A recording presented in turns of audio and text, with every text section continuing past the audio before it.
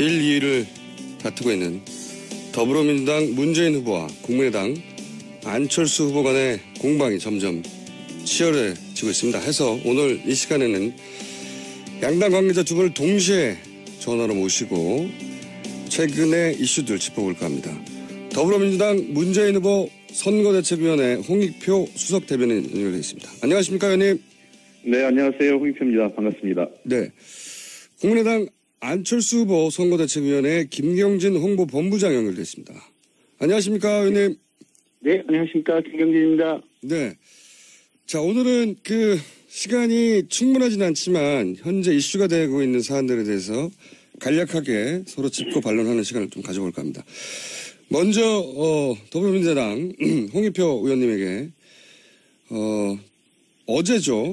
어제 안철수 후보 부인 특혜 채용 사실에 대해서 사실 확인이 됐다 주장을 민주당에서 했는데 어떤 내용입니까? 네, 안철수 후보의 부인이신 김미경 씨가 카이스트에서 서울대 교수로 채용될 때 사실상 안 후보와 함께 1+1으로 특혜 채용됐다는 사실이 이제 문서로 저희가 확인을 했습니다. 결국 이제 김미경 씨가 서울대와 카이스트 각각 채용 계획이 수립도 되기 전에 이미 채용 지원서와 관련 서류를 작성해 놨다는 거죠. 그리고 안 후보하고 같이 자기의 임용과 관련된 서류를 동시에 이미 준비를 합니다. 그러니까 즉 이미 안철수 후보와 같이 김미경 교수가 채용되는 것을 전제로 해서 준비를 했다는 것이죠. 채용 지원서를 보면 동의를 이미 3월 30일 날 계획이 세트되기 전에 이걸 준비를 하고 있습니다. 내용을 제가 설명을 자세히 드리겠는데요. 첫째, 안철수 후보가 지원한 서울대 융합과학기술대학원 전임교수 특별채용 계획이 2011년 3월 18일, 그다음 배우자인 김미경 씨가 지원한 서울대 의학과대학 전임교수 특별채용 계획은 2011년 4월 19일에 각각 수립되는데 김미경 씨가 서울대 채용 지원서 수립도 되기 전에 3월 30일에 이미 채용 지원서를 작성을 합니다. 그리고 이런 관련된 재직증명서와 관련 박사학위 증명서 이런 것들을 3월 22일과 23일 날 안철수 후보와 같이 이걸 서류를 준비를 하죠. 그리고 2011년 6월 2일에 서울대 정년 보장과 관련된 임용심사위원회 회의할 때도 연구 실적이 미흡하고 전문성이 부족하기 때문에 이건 정년 보장을 해주는 것은 어렵다는 비판이 있음에도 불구하고 사실 이걸 그냥 그대로 허용을 해줍니다. 그래서 결국 우리는 이거는 상당 부분 안철수 후보의 영향력 하에 특혜 채용된 것이다 이렇게 좀 보고 있습니다.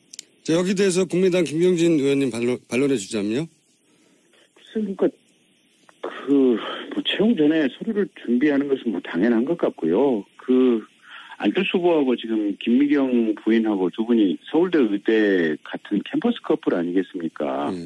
이 김미경 교수 같은 경우는 지금 서울대 의대 졸업하고 서울대 의대에서 지금 병리학으로 석사, 박사, 그다음에 성균관대학교에서 교수, 그다음에 이제 미국 유학 가서 미국에서 이제 로스쿨 3년 다니면서 캘리포니아 주립대 변호사, 뉴욕주 변호사 자격증 2개 땄고 미국에 있는 스탠포드로 기억하고 있는데 스탠포드 대학교에서 법과 의학 연구소에서 거기서 개건 연구원을 지금 2년을 했었거든요. 그러면 이 정도로 이 병리학 박사의 이 특허법 전문가, 미국의 변호사, 이 정도의 자질과 재원을 갖추고 있는 융합 인재가 대한민국에 얼마나 있는지. 그래서 이런 사람을 서울대학교에서 채용했다고 하는 것이 도대체 무슨 문제가 있는지. 그래서 이렇게 문제 제기를 이해할 수 없는 상황이고요. 안철수 후보가 김미경 교수 채용에 도대체 어떤 비리를 저질렀다고 하는 것인지 별로 이렇게 납득하기 어려운 얘기들인 것 같습니다. 알겠습니다. 각각 그럼 한 번씩 더 이 주제로 재반론의 기회를 홍익표 의원님한테 드리고 김경진 의원님 반론을 들어보겠습니다. 제가 짧게 말씀드리겠습니다. 지금 우리 김경진 의원님이 제 말씀을 잘 이해를 못하신 것 같은데 채용 전에 서류를 준비했다는 게 아니라 채용 계획이 수립되기 전에 이미 채용 준비를 했다는 거예요. 그럼 어떻게 우리 김경진 의원님 잘 쓰신 말로 어떻게 이런 채용 계획이 있는 것을 우리 김미경 교수께서 어떻게 알았을까요? 저도 그게 굉장히 궁금합니다. 그리고 두 번째는 안철수 후보하고 이 김미경 교수가 공동으로 같은 직장에 근무한 게 한두 번이 아니에요. 단국대 의대 91년에 2월까지 단국대 의대 학과장으로 재직하다가 군에 입대한 직후에 91년 3월에 김미경 교수가 조교수로 임명이 되고요. 또 카이스트에도 함께 2008년에 들어가고 서울대에도 2011년에 비슷한 시기에 같이 임명됩니다. 이게 한두 번이 아니라 결국은 이러한 형태가 3번씩이나 반복됐다는 거는 다분히 안철수 후보의 어떤 위치, 그다음에 여러 가지 활용한 특혜 채용이라고밖에 볼 수가 없는 거죠. 자, 김경진 의원님. 그러니까 아마 두 분이 서울대학 의대 캠퍼스 커플일 때부터 아마 상당히 이렇게 금슬이 좋았던 것 같고요. 꼭 아마 어쨌든 이분이 그러니까 아까도 말씀드렸다시피 그런 이제 소소한 디테일은 저로서는 아직까지 지금 파악은 못 해봤는데 이게 뭐 그 정도로 한국에서 다양한 어떤 연구 경험과 경력, 그다음에 학위, 그다음에 미국에 가서 미국의 변호사 자격증까지 또 미국의 유수 대학의 연구원까지 이 정도 한 사람이라면 서울대학 이 교수로 임명되는데 하등에 무슨 하자가 있을 수 없고요. 저희가 알기로도 그 서울대학교 당시 총장님이나 이 채용을 담당했던 분들도 위원회 의결을 거쳐서 이 채용이 이루어졌고 그 과정이 아무런 문제가 없다라고 답변을 이미 했던 걸로 알고 있습니다. 그래서 너무 지나친 말씀 아닌가 싶습니다. 알겠습니다. 요약하면은 민당에서는 안철수 후보 지명도 때문에 1+1 채용된 거 아니냐라고 이제 공격하시는 거고, 국민의당에서는 무슨 소리냐, 충분한 자질과 자격이 있다, 이렇게 말씀하신 걸로 제가 이해했습니다. 자, 이번에는 저희가 사안이 많아서요, 좀 빨리 넘어가 보겠습니다. 이번에는 이제 국민의당이 먼저 민주당이 문제 제기할 내용입니다. 민주당의 문재인 후보 아들 채용 논란 충분히 해명되지 않았다고 보시는 거죠, 아직도?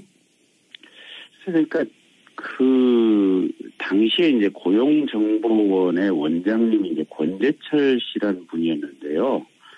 그러니까 이제 이분이 문재인 민정수석실 산하의 이제 비서관으로 근무를 하다가 이 고용정보원 원장으로 간 상태였고, 이제 거기서 어쨌든 사람을 채용하는,데 실제 이제 그때 당시에 아마 비정규직을 정규직으로 이제 전환하는 절차와 더불어 이제 외부 이제 신규 채용이 이제 있었던 모양인데, 어쨌든 외부 지원자 같은 경우에는 2명 응시해서 지금 2명 합격했는데 공교롭게도 지금 그 2명 중에 1명이 지금 이 문재인 씨 아드님 문준용 씨거든요.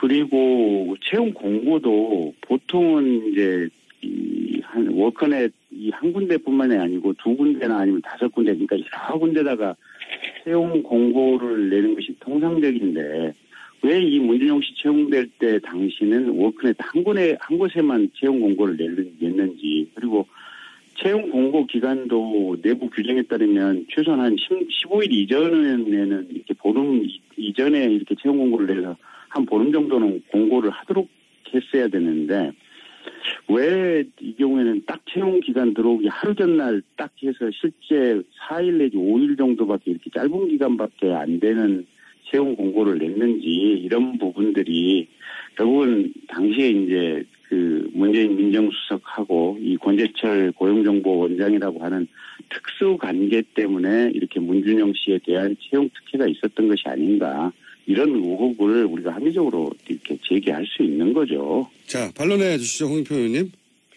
네, 어쨌든 아마 우리 사회가 이 특권, 그다음에 그 권력 있는 사람들의 자제가 특혜 채용된 거에 대한 여러 사례가 있다 보니까 아마 이 사례도 그렇게 보여지는 것 같습니다. 우선 우리 사회에 그런 현상들이 반복되고 의혹을 근본적으로 해소하지 못한 거에 대해서 정치인 한 명으로서 일단 국민들께 사과드리고 싶고요.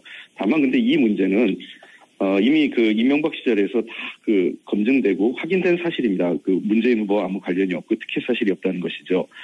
하태경 의원이 지금 일부 회의록을 공개했는데, 그 회의록은 이미 원본하고 차이가 있고, 또 하태경 의원이 의도적으로 불리한 것, 즉 문재인 후보에게 유리한 사항이죠. 문제가 없는 부분은 빼내서 왜곡했다는 것과 관련돼서 우리 당에서 고발 조치를 했습니다.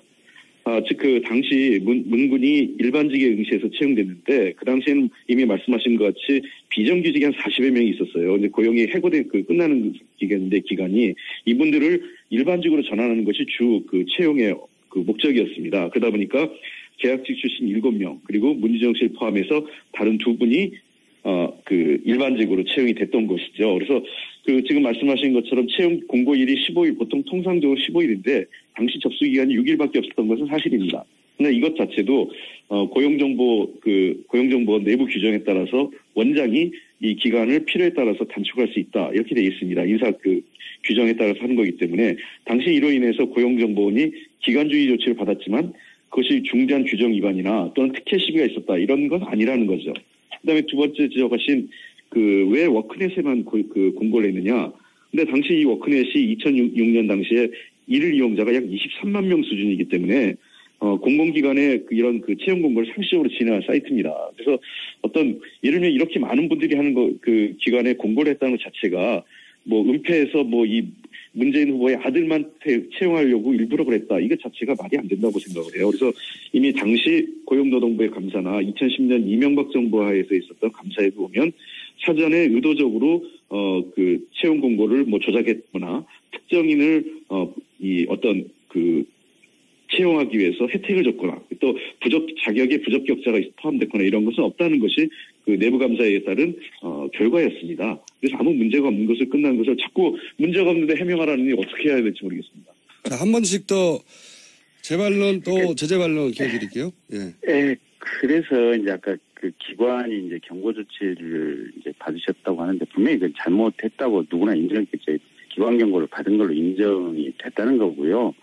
제가 알기로는 그때 기획실장님하고 아마 인사 담당자도 견책이라고 하는 징계를 받았던 걸로 지금 그렇게 알고 있거든요. 그래서 분명히 이 부분은 잘못됐다고 공적으로 확인이 된 것이 아니냐 싶고.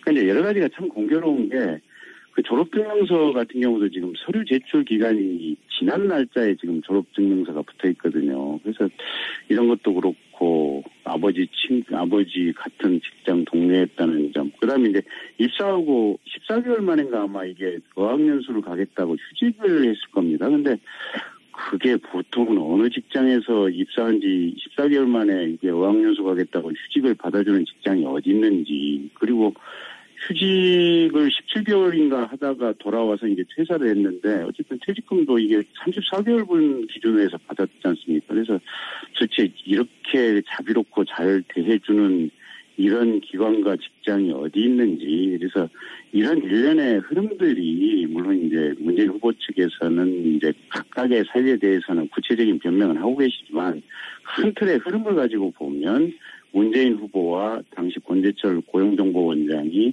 같은 직장 내에 상사와 부하로 근무했었던 관계, 또 문재인 당시 민정수석이라고 하는 어떤 직위 이런 것들 때문에 이루어진 것이 아닌가 이렇게 합리적인 의심을 하기에 충분하다는 거고요. 그게 잘못된 점이 있으면 그냥 국민에게 사과를 하시는 게 어떨까라는 것이 제 개인적인 의견입니다. 자, 홍익표 의원님.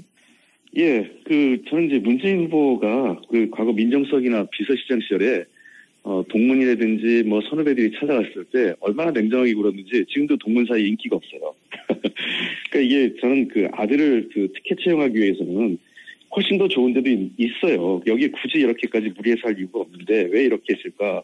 전 그것도 좀 충분히 국민들이 보기에는 그래도 좋은 직장 아니야. 지금 와서 그럴지 모르겠지만 당시에 그렇게 특혜를 하면서 갈 만한 그렇게 대단한 그런 자리 아니었다고 저는 보고 있고요. 물론 그럼에도 불구하고 그런 취직을 하는데 그런 특혜가 있었다는 지금 지적을 해주시는데 이렇게 생각을 합니다. 그러니까 기관주의 받았다고 하는데 기관주의는 이것 때문에만 받은 게 아니라 인사와 관련된 문제, 그다음에 회계와 관련된 문제, 또 내부 여러 가지 문제를 포함해서 기관에 대한 주의나 경고 등을 하는 겁니다. 저도 공공기관에 근무해본 경험이 있기 때문에 아는데 기관에 대해서 감사를 하거나 내부 감사 또는 감사원 감사를 해서 기관 주의 경고를 할 때에는 한 가지 사안 때문에 주는 게 아니라 여러 가지 사안을 묶어서 그에 해당하는 종합적인 판단을 내리는 거지 이 사안만 갖고 기관 주의나 경고를 받았다는 것은 잘못된 지적이다. 그런 거고요. 두 번째 이제 이 14개월 만에 14개월 만에 이 해외에 이제 휴직을 하고 갔다 이러는 건데 이것도 규정이 돼 있습니다. 본인이 보통 1년 이상만 근무하면 대개 갈 수는 있어요. 허용을 해주는 거기 때문에 물론 14개월 만에 갔다 이게 빠르다 이렇게 할 수도 있지만 내부 규정에 전혀 문제가 없었다는 거고 또 3개월 전체에 대해서 휴직 예를 들면 퇴직금을 받았다고 하는 건데 이거 자체가 노동법에 아무 문제가 없어요. 우리 김경진 의원께서도 뭐 법을 하셨으니까 우리 노동법에 보장되어 있는 권리를 받은 건데 그거를 특혜 시비로 하시면 안 되죠. 그럼 우리나라 근로자들이 전부 다 해당하는 근로기준법에 해당하는 정당한 권리를 받을 수 없다 이렇게 될 수도 있는 거기 때문에 저는 법적으로 아무 문제가 없고 그 당시에 당연한 권리를 했다고 저는 이렇게 보고 있습니다. 알겠습니다. 이 문제는 뭐 언론에서 워낙 많이 다뤄졌기 때문에 다음으로 넘어가겠습니다. 두 분이 충분히 말씀하신 것 같고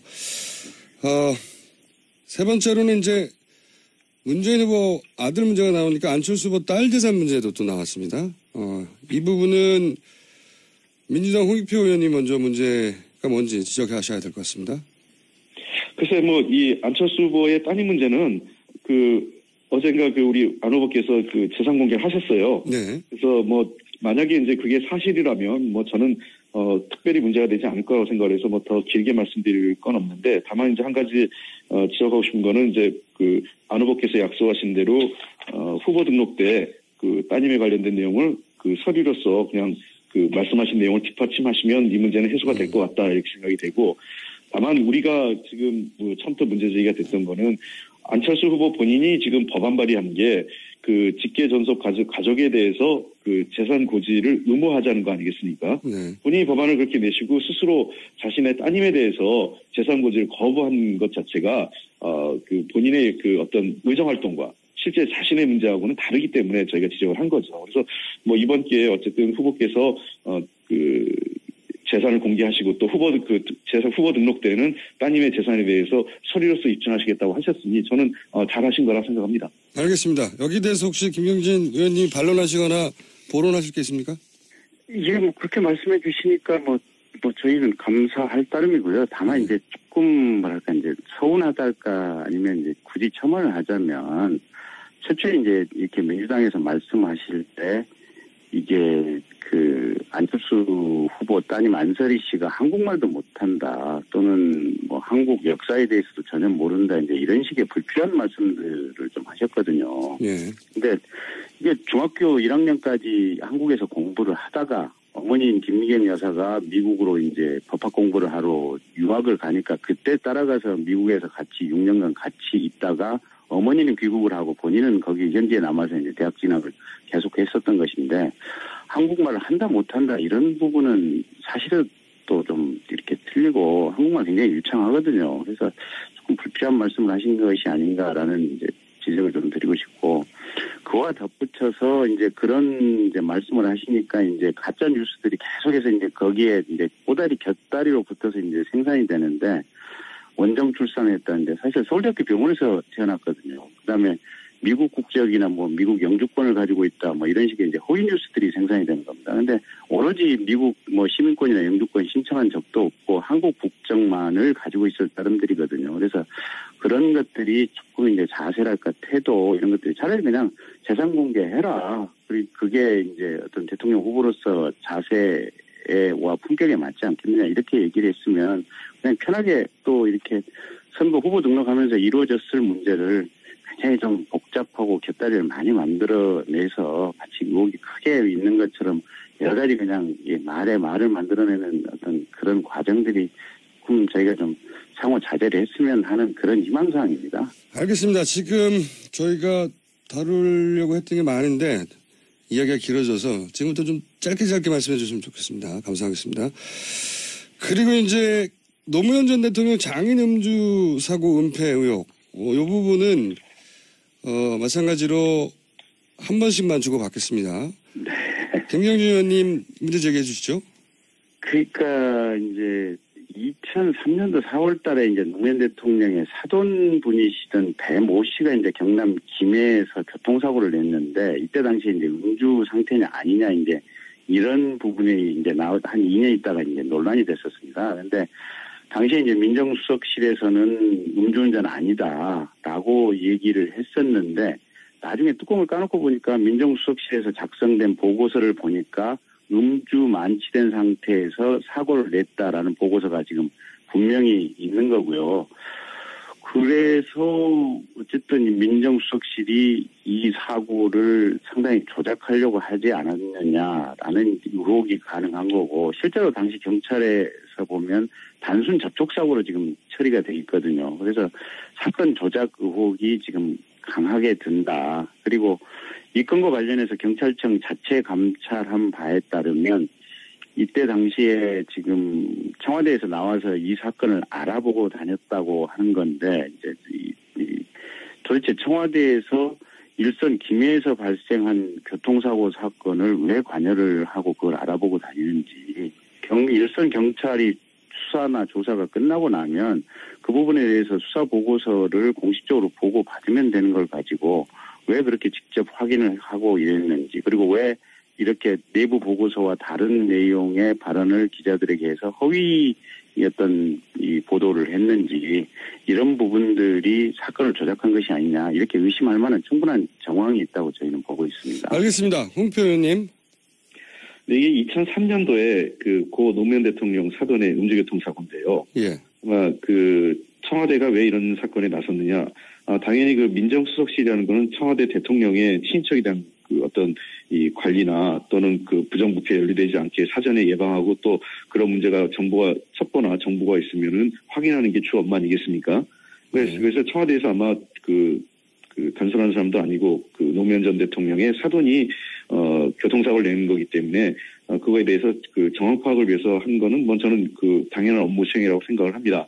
다만 이 사건이 초기에 보고될 당시에 2003년도 당시에는 쌍방합의고 피해자 측이 어떤 문제제기 없이 그냥 합의된 사건이라고 정리가 됐고 그렇게 당시 민정수석인 문재인 후보께서는 그렇게 보고를 받으신 거죠. 그러다 보니까 이 문제에 대해서 특별히 더 이렇게 얘기할 게 없었던 거죠. 당시 민정비서관이었던 분이 그렇게 보고를 했기 때문에 실제로 이런 사건 하나하나를 청와대 업무 아시겠지만 민정수석의 업무가 어마어마하게 많습니다. 그거를 개별 한 사건을 직접 가서 다 들여다보고 조사할 수 없기 때문에 그런 보고서가 올라왔고 원만하게 처리됐다면 그럼 그것대로 처리하세요라고 할 수밖에 없는 거죠. 그러나 이후에 2006년도에 피해자 측에서 이 사건에 대해서 제대로 이루어지지 않았다는 보고가 오게 되니까 문재인 비서실장께서 당시 비서실장은 이거에 대해서는 엄중하게 처리하고 해서 사건이 원칙대로 처리된 사건입니다. 즉 초기 2003년에 제대로 된 보고가 이루어지지 않아서 문재인 당시 민정수석은 처리가 된 줄 알았다가 그다음에 2006년에 이후 피해자 측의 문제제기에 따른 민원 접수를 받고 원칙대로 처리한 사건이다. 그래서 저는 이게 특별하게 무슨 고의적으로 은폐하거나 또는 문재인 수석이 당시 민정수석이 뭔가 이거를 개입해가지고 대통령 일가를 보호하기 위해서 부당한 권력을 행사했다 이렇게 얘기하는 것은 너무 과한 해석이고 불필요한 어떤 정쟁을 위한 데가 아닌가 이렇게 생각을 합니다. 알겠습니다. 저희가 사실 많이 준비했는데 이야기가 길어져서 양쪽에서 오가는 현안들이 뭔지 한번 제대로 짚어보려고 오늘 이 시간 준비했는데 오늘은 요거 한 가지 더 하면 시간이 다 될 것 같습니다. 좀 간략하게 문제 제기해 주시고 반론해 주시기 바랍니다. 안철수 후보 단설 유치원 신설 자제 공약 이게 이제 저희가 드릴 마지막 질문인데 이게 논란이 크게 됐습니다. 홍익표 의원님. 예, 이게 어떤 현장에서 약간 좀 녹음이 이 오보로 인해서 이렇게 했다. 단설이 아니라 병설이 아니라 단설 유치원, 대형 단설 유치원 신설을 자제하겠다 이렇게 얘기하셨는데 아시다시피 지금 단설 유치원 비중이 3%대에 불과합니다. 전체 유치원 중에서 국공립의 단설이 비중이. 그래서 저희는 기본적으로 우리나라에서의 보육과 육아, 출산 이런 여성의 사회적 진출 문제가 매우 심각하기 때문에 이것을 근본적으로 해결하기 위해서는 보육과 육아, 출산에 대한 사회적 책임과 공적 어떤 역할을 높여야 된다는 게 기본입니다. 단설이든 병설이든 그게 중요한 문제가 아니라 이 문제를 결국은 사립유치원 원장들 앞에 가가지고 그분들의 이해관계를 대변하고 진짜 우리 학부모들이 아이들을 유치원에 보내기 위해서 하늘의 별따기처럼 국공립시설에 보내려고 노력하는 것을 외면했다는 것이 문제의 포인트입니다. 알겠습니다. 김경진 의원님.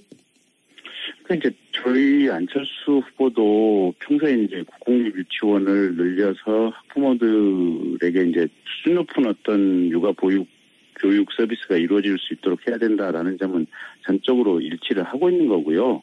그래서 이제 병설 유치원 같은 경우는 이렇게 6,000개 이상 많은 숫자를 늘리고 국가 지원을 많이 하겠다라는 것이 입장인데 다만 이제 이제 사실은 이 병설 유치원보다는 단설 유치원이 이제 젊은 학부모들에게 조금 더 인기가 약간 더 있습니다. 더 있는데 문제는 이제 단설 유치원은 별도의 부지를 구입해야 되고 또 별도의 건물을 지어야 되는데 지금 초등학교 건물 같은 경우 보면 이렇게 텅텅 비어 있는 데가 상당히 많습니다. 이게 취약 아동 숫자 부족으로. 그러다 보니까 초등학교 이 비어 있는 공간을 이용한 병설 유치원 같은 경우 비교적 투자가 적게 이제 쉽게 이렇게 만들어질 수 있거든요. 그래서 단설 유치원을 지을 수 있는 비용을 병설 유치원으로 돌려서 병설 유치원의 품질과 서비스를 늘리는 데 쓴다면 지금 학부모들이 단설 유치원에서 느끼는 만족감만큼의 수준 또는 그 이상을 병설 유치원에서 느낄 수 있을 것이다. 저희는 그렇게 보고 안철수 후보가 이제 그런 취지와 맥락 속에서 말씀을 하신 겁니다. 한 번씩 반론하고 재반론할 시간이 있을 것 같습니다. 홍익표 의원님. 네, 지금 말씀하신 건 제가 문제 삼은 걸 정확하게 다시 말씀드릴게요. 그러니까 어서 학부모들이 가장 요구하는 게 단설 유치원이죠. 왜냐하면 전문적으로 아이들을 키울 수 있는 기관이기 때문에 저희도 단설 유치원을 많이 짓고 싶은데 다만 예산의 허용이나 또는 사업의 어려움 때문에 불가피하게 병설 유치원을 짓는 거죠. 즉 저희의 우리 당의 당론은 어떤 공교육의 책임을 40%까지 높인다는 차원에서 병설 유치원도 하고 그다음에 우리가 재정 여건이 허락되고 그다음에 사회적 합의가 이루어진다면 그 지역마다 단설 유치원도 확대해 가겠다 이런 얘기를 저희들 하고 있는 겁니다.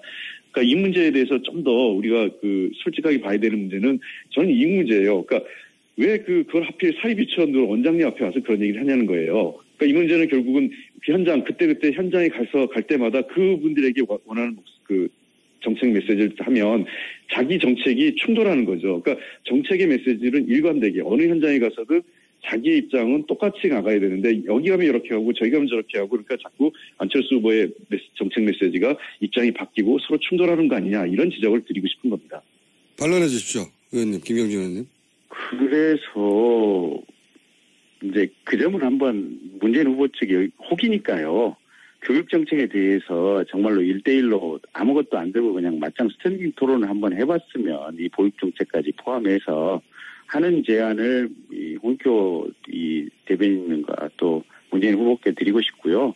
어쨌든 큰 틀에서 보면 저희 안철수 후보가 이 병설 유치원을 확대하겠다, 공공립 보육시설 확대하겠다 이런 부분에 대해서는 일관되게 얘기를 해온 겁니다. 그래서 이 맥락 자체는 일관된 것이기 때문에 무슨 그렇게 비난받을 만한 소지는 없다고 봅니다. 거기까지입니까? 예. 네. 알겠습니다. 저희가 양 캠프 공방이 워낙 치열하고 워낙 많은 기사가 쏟아져가지고 도대체 이유가 뭔지 알기도 쉽지 않습니다. 그래서 직접 양쪽 입장이 뭔지 확인해봤고요. 오늘은 저희가 더 많은 질문이 준비되어 있는데 여기까지만 해야 될 것 같고요. 네. 네. 조만간 두 분이 직접 스튜디오 나오셔가지고 좀 더 세게 싸워주세요.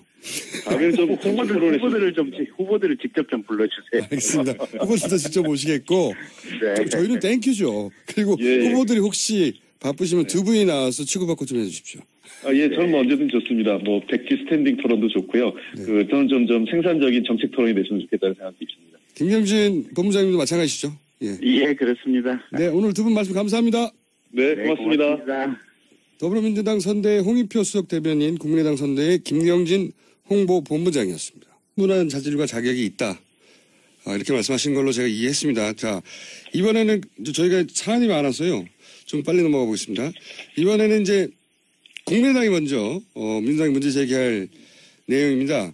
민주당의 문재인 후보 아들 채용 논란 충분히 해명되지 않았다고 보시는 거죠, 아직도? 그러니까 당시에 이제 고용정보원의 원장님이 이제 권재철 씨라는 분이었는데요.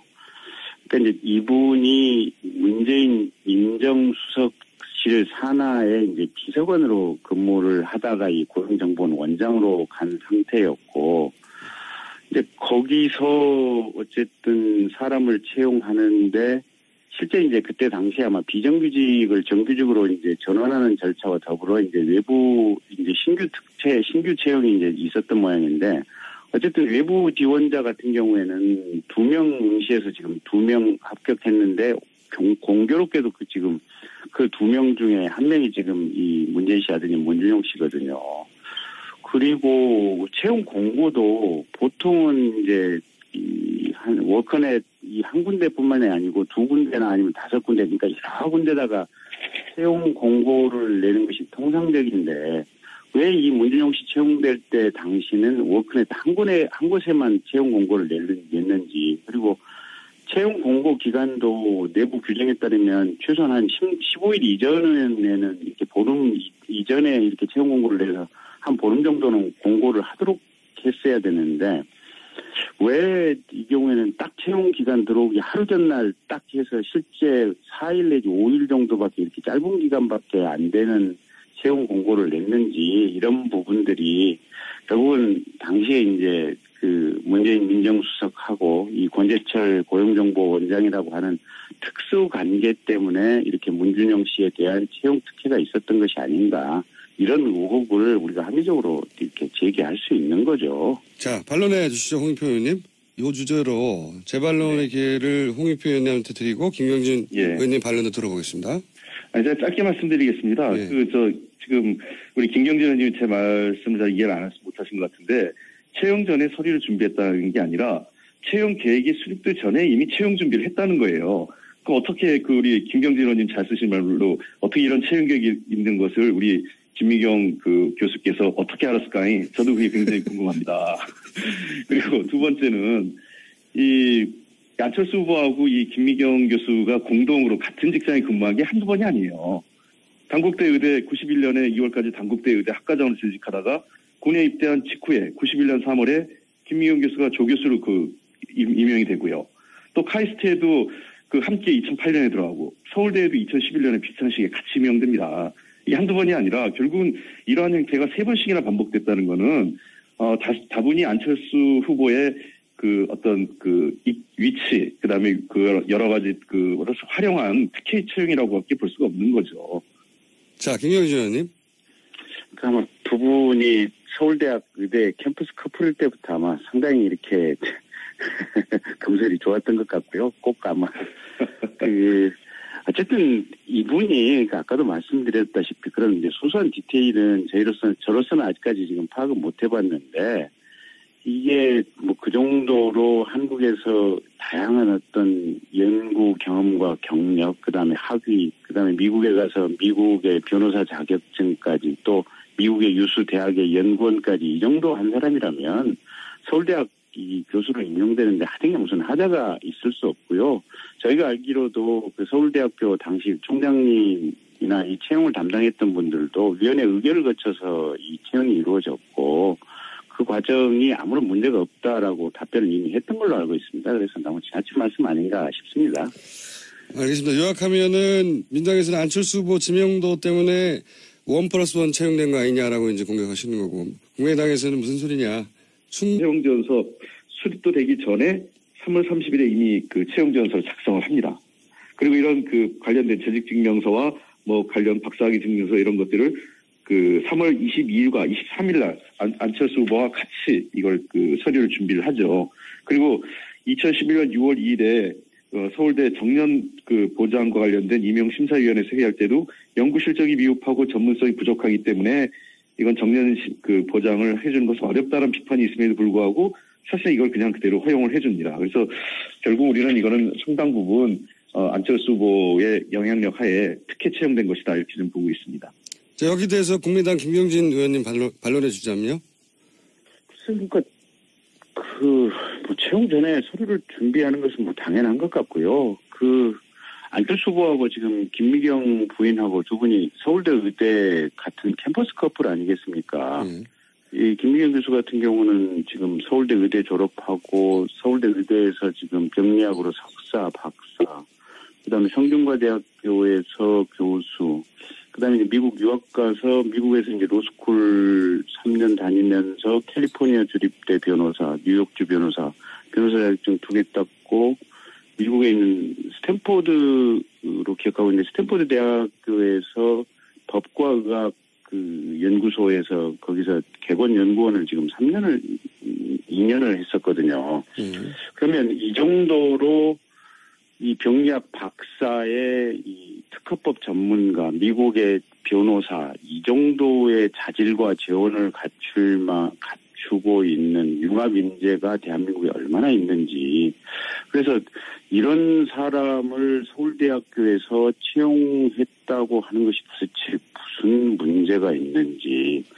그래서 이렇게 문제 제기를 이해할 수 없는 상황이고요. 뭐 안철수 후보가 김미경 교수 채용에 도대체 어떤 비리를 저질렀다고 하는 것인지 별로 이렇게 납득하기 어려운 얘기들인 것 같습니다. 알겠습니다. 각각 그럼 한 번씩 더 1, 2위를 다투고 있는 더불어민주당 문재인 후보와 국민의당 안철수 후보 간의 공방이 점점 치열해지고 있습니다. 해서 오늘 이 시간에는 양당 관계자 두 분을 동시에 전화로 모시고 최근의 이슈들 짚어볼까 합니다.